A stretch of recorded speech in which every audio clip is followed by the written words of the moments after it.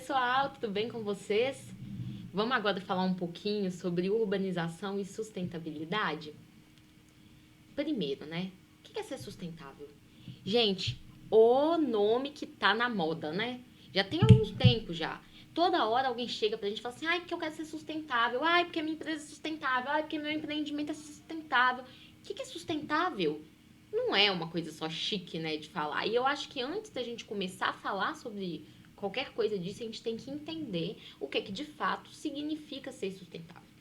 Então, ser sustentável é atender às necessidades que a gente tem hoje em dia, sem que a gente comprometa para isso a capacidade das nossas gerações futuras em satisfazerem as próprias necessidades. Olha que profundo. Sabe o que isso quer dizer? Que não adianta nada a gente ficar falando que a gente tem selo verde não sei aonde, se para a gente obter aquele produto a gente está defasando a natureza, acabando com o meio ambiente, acabando com as reservas minerais, porque a gente está tirando, acabando com a água, a gente está tirando a capacidade dos nossos filhos, netos, bisnetos, de durante, quando eles estiverem no nosso lugar, deles conseguirem sobreviver de uma maneira legal. Então, quando a gente pensa em sustentabilidade, sustentabilidade de verdade, ela tem um pezinho na economia, um pezinho no social e um pezinho no ambiental. Não é nenhum nem outro. A gente fala que ser sustentável é ser economicamente justo, economicamente eficaz, socialmente justo e ambientalmente correto. Então, a gente precisa pensar com relação ao social que nós temos várias classes sociais e várias coisas que interferem na sociedade, como, por exemplo, a comunidade onde nós estamos inseridos, o nível de escolaridade, a equidade, os recursos sociais, saúde, bem-estar e qualidade de vida. Quando a gente pensa no quesito da economia, a gente tem que entender que sim, nós vivemos num mundo que quase todo ele é capitalista. E esse não é o maior problema da história. Acontece que nós temos que pensar numa linha que ligue, né? Tanto um fluxo de caixa, a gente tem que tentar fazer com que isso feche a conta. Não adianta nada o rico cada vez ficar mais rico e o pobre cada vez ficar mais pobre. A gente tem que ter pelo menos os nossos quesitos básicos de sobrevivência, por exemplo, água, luz, comida, educação, saúde. O mínimo tem que ser garantido a todos, independente da classe social e do poder aquisitivo dessas pessoas. Uma coisa a gente fala assim, então todo mundo tem que ter Ferrari. Bem, se quem acreditar no socialismo é isso que quer dizer, mas pensando no planeta capitalista, não é isso. Tipo, tá bom. Ah, tá, então você tem Ferrari, mas pelo menos todo mundo tem que ter comida na mesa. Todo mundo tem que ter direito à educação, tem que ter acesso à saúde. Todo mundo tem que ter isso. Agora, a Ferrari, tá bom então, mas com todo mundo tendo pelo menos o básico. E quando a gente pensa no quesito ambiente, no quesito planeta, a gente tem que analisar as variáveis ambientais relacionadas aos recursos naturais, a qualidade da água, a qualidade do ar, a conservação da energia, ao uso do nosso solo de forma consciente. E aí a gente tem esses ciclos, ó. Se a gente alcança o social e o econômico, a gente tem um planeta suportável. Se a gente alcança o social e o econômico, nós temos um planeta equitável. Se a gente alcança o social e o ambiental, a gente tem um planeta suportável. Se a gente alcança o ambiental com o econômico, a gente tem um planeta viável. Mas só conseguindo tudo isso é que nós temos um planeta sustentável. E aí, a construção civil tradicional, vocês acham que ela é sustentável? Lembram que ser sustentável quer dizer que a gente consegue garantir as nossas necessidades atuais sem comprometer a das gerações futuras? Gente, a construção civil é um dos setores que mais produzem resíduos e agridem o meio ambiente no geral, de todos. Essa chargezinha, ela traz muito isso. É a construção civil quando a gente olha a obra, mas quando a gente olha a destruição por trás disso, os resíduos produzidos, a devastação para produzir a matéria-prima, é a destruição. Você viu? Então, a construção civil, ela gera 50 a 70% dos resíduos totais que nós temos no planeta. Dos resíduos naturais extraídos da natureza, 50 a 75% são utilizados diretamente no setor da construção. E 90% da madeira extraída é utilizada na construção civil, sendo que essa extração no Brasil, a maior parte é ilegal. Então, a gente tem aqui, ó, essa tabela de quanto de energia por metro cúbico a gente gasta para poder produzir os materiais. E isso tem já desde a energia de extração, é um ciclo de vida mesmo, da extração, da transformação, até o fim da vida útil dessa produção, né? Até que consiga produzir. Aí a gente vê aqui, ó, que quanto mais industrializado, mais a gente gasta. Por exemplo, o zinco, 180 mil quilowatts por metro cúbico. O PVC dos nossos canos, 26 mil quilowatts por metro cúbico. Concreto pré-moldado, 770 quilowatts por metro cúbico. Aí a gente vai para as coisas mais naturais, ó, madeira serrada, 430 quilowatts por metro cúbico. Madeira, pinho, aquele pinho que a gente usa, 240. Então a gente tem sim que ter consciência disso para fazer melhores escolhas quando a gente estiver pensando na nossa obra, no nosso projeto. E aí a gente faz essa pergunta, que tem tudo a ver com sustentabilidade. Que cidade queremos para as gerações futuras? Pô, tá, né? Eu não tô tão novinha assim, mas vocês, no início dos 20, nem precisa pensar para a geração futura. Que mundo que vocês querem para vocês quando vocês estiverem lá nos 70 anos? Como que vocês querem que esteja? Qual tipo de cidade você quer morar? Como que vocês esperam que seja a vida de vocês? Você sabe qual que é o nosso cenário hoje? E ele é chocante. Isso das metrópoles brasileiras, tá? Nós temos bairros ultra sofisticados, mas que são altamente exclusivos. Inclusive, geralmente, eles são fechados e só entra se você pertencer àquela comunidade ali. Nós temos favelas que amontoam pessoas, né, em condições indignas, igual a gente já até viu na aula passada de norma de desempenho. A gente tem moradores de periferia que cada vez mais precisam morar mais longe, porque só assim eles conseguem ter um espaço um pouquinho mais adequado. Então, eles vão ficando cada vez mais longe do seu trabalho, longe dos centros urbanos, são praticamente forçados num exílio e depois perdem horas e horas e horas para poder conseguir chegar no local de trabalho.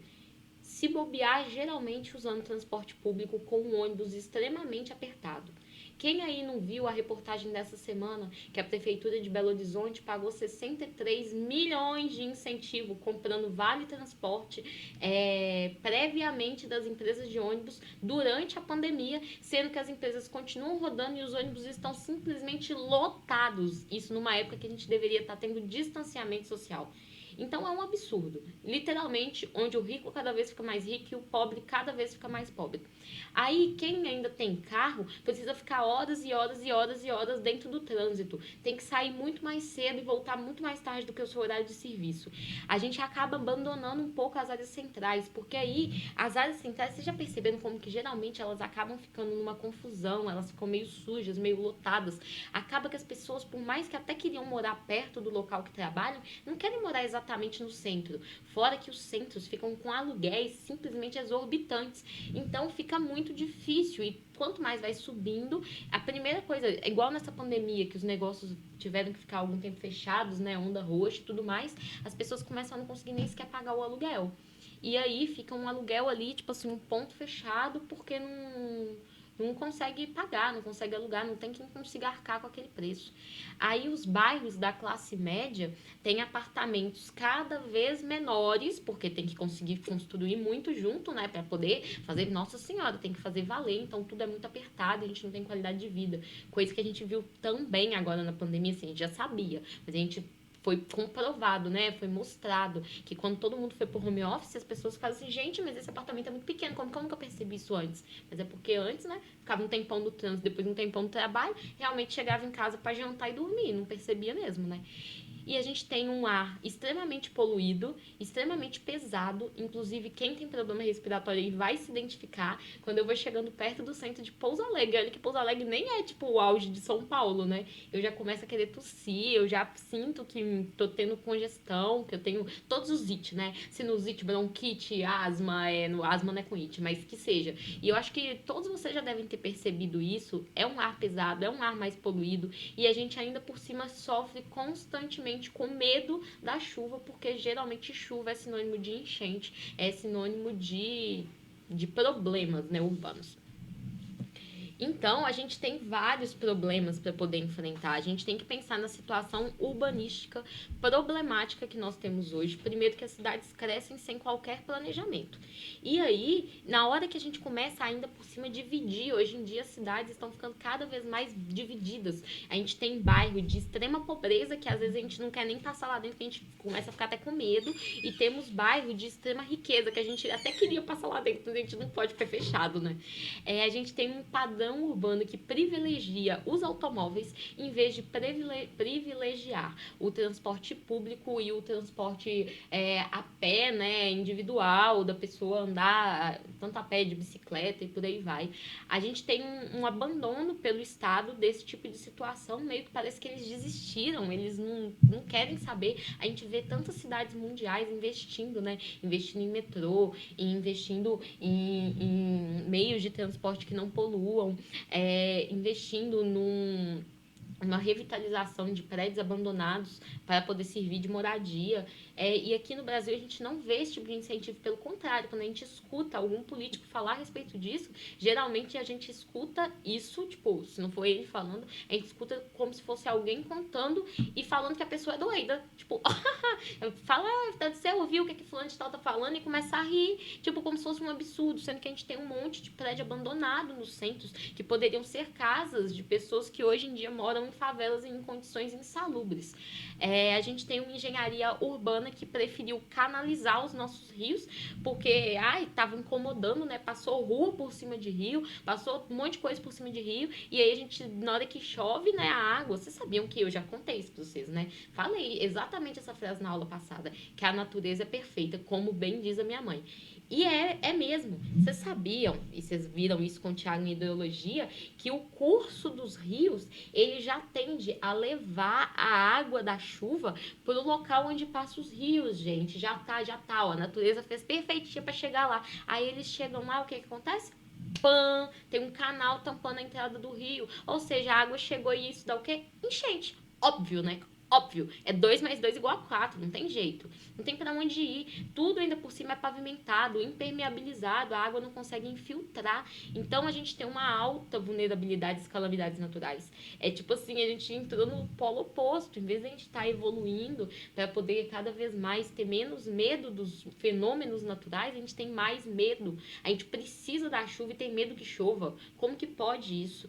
A gente tem uma verticalização excessiva dos prédios urbanos, que é não regulamentada, muitas das vezes não planejada. Ainda por cima a gente tem a outorga onerosa, né, que geralmente quando chega grandes empresas, por mais grandes construtores, por mais que tenha uma regrinha ali, por exemplo, aqui não pode subir prédios acima de 4 pavimentos. Se não tiver um aeroporto para de fato não poder, porque vai bater um avião, cara, eles pagam qualquer coisa. Isso pra não falar propina, porque aí já é acusação. A gente não pode fazer acusação com as pessoas.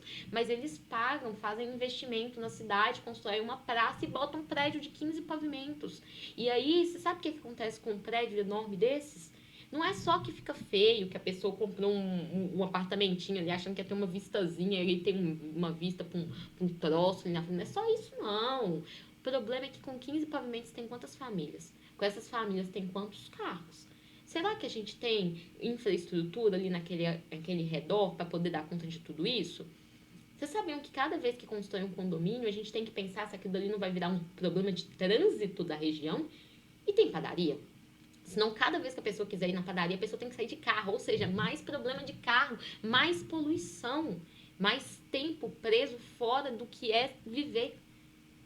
é muito absurdo. A gente tem ausência de transporte, a gente tem ausência de conexões, a gente falta perspectiva de trabalho próximo à residência. Praticamente ninguém mora perto da onde trabalha, praticamente ninguém. A gente tem falta, né, da educação, da saúde, mais ainda, tipo assim, a gente vê o que acontece, o caos que temos, e a gente tem uma violência cada vez maior. Então a gente tem muito, muito, muito problema. E com essa violência, eu ainda chamo a atenção para um quesito. Vocês já perceberam que toda vez que uma cidade começa a crescer, aí vai um monte de gente ao redor das cidades próximas, mesmo que não tenham emprego, eles vão para essa região para poder ver, né, se conseguem um emprego, que a cidade está próspera e tudo mais. Se eles não conseguem, geralmente eles não voltam para a cidade deles. Eles começam a ficar nesse do pobre, cada vez fica mais pobre. E quando você não tem, gente, a pessoa, você não tem. E aí, tipo assim, isso é muito complicado. Ver também, vem gente que já vem querendo roubar, já vem pensando pra esse lado. Tipo, ai, tá mais próximo lá, tá dando pra roubar mais coisa, hein? E, tipo assim, é muito complicado. A gente tem sim que pensar na urbanização. Não, vocês não têm uma disciplina que é apenas sobre urbanização, só que isso são questionamentos que nós devemos nos fazer pensando no nosso papel de engenheiro civil como cidadão. Como queremos? É bem aquela pergunta. Que cidade queremos para gerações futuras? Nós queremos uma cidade que priorize o trânsito? Como que a pessoa vai atravessar aqui, gente? Olha esse cruzamento. Tem lugar para tudo quanto é lado para sair de carro, mas eu mal consigo ver uma passarela.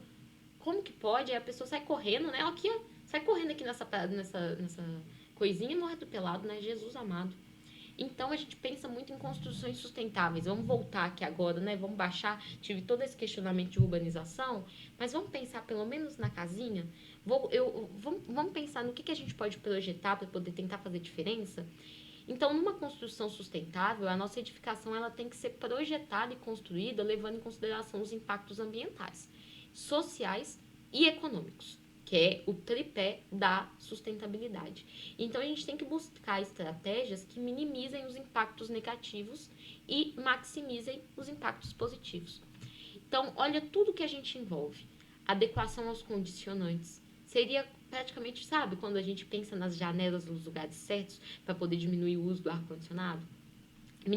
Minimização da carga térmica, eficiência térmica dos materiais, conforto térmico e lumínico, proteções solares externas, ventilação natural, aproveitamento da luz natural, uso da vegetação, sistemas para uso racional de água, materiais de baixo impacto ambiental e orientação solar adequada. Vocês perceberam um monte de coisa aqui que parece com aquilo que a gente discutiu lá da norma de desempenho? E aí vocês começam a entender por que a norma de desempenho ela é tão importante?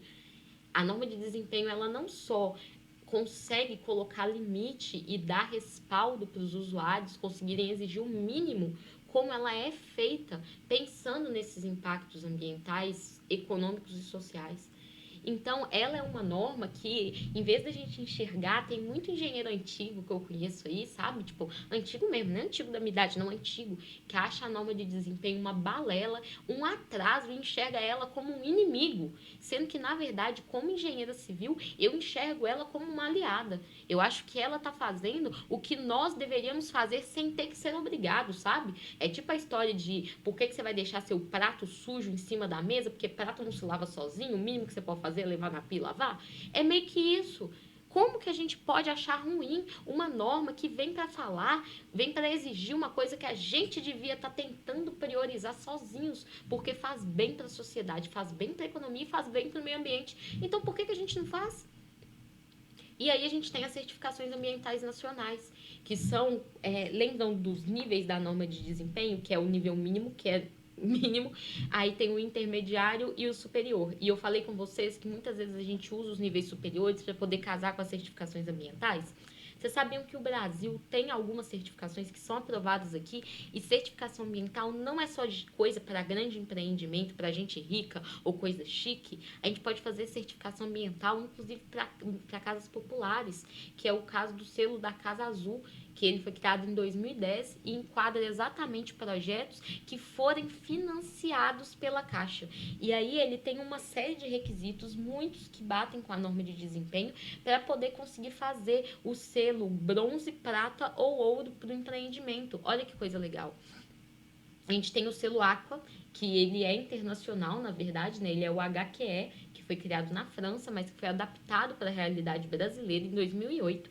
E aí ele avalia a qualidade de vida dos usuários, economia de água, energia, disposição de resíduos e manutenção e contribuição para o desenvolvimento socioeconômico e ambiental da região.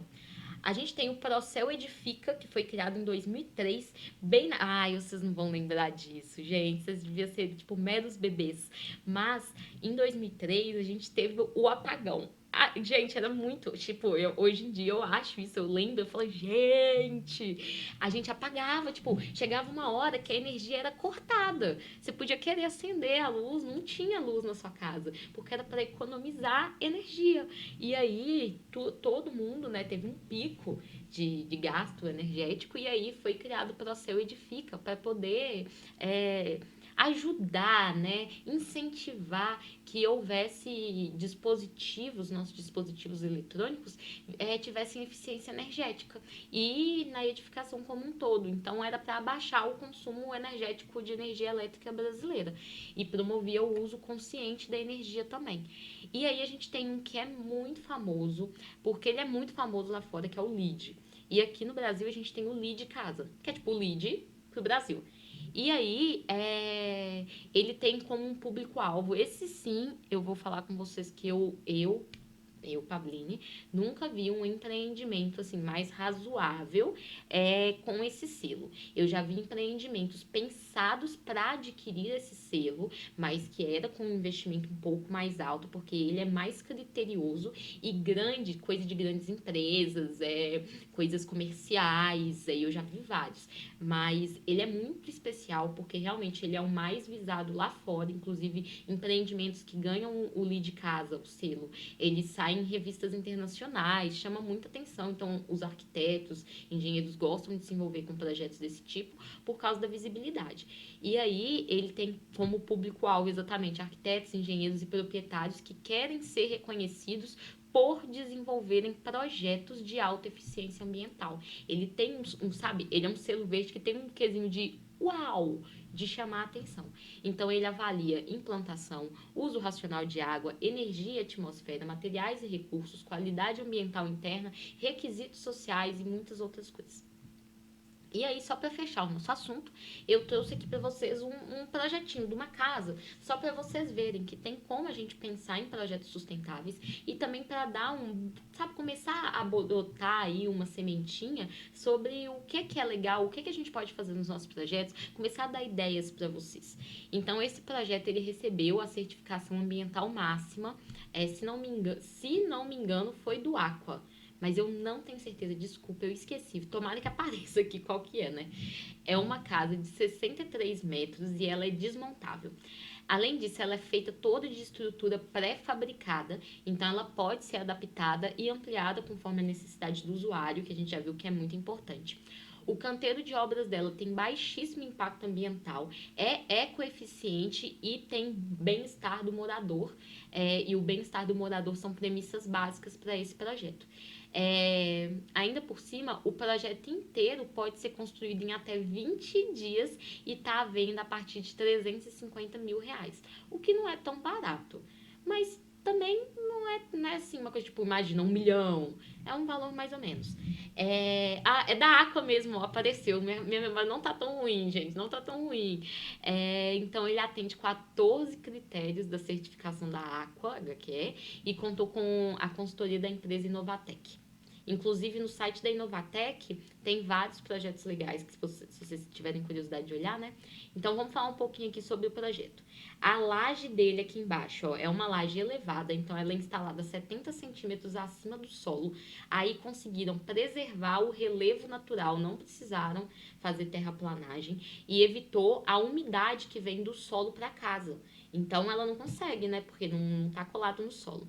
E fica apoiado em barrotes de madeira que são distribuídos sobre a fundação, que é feita com placas de concreto sustentáveis.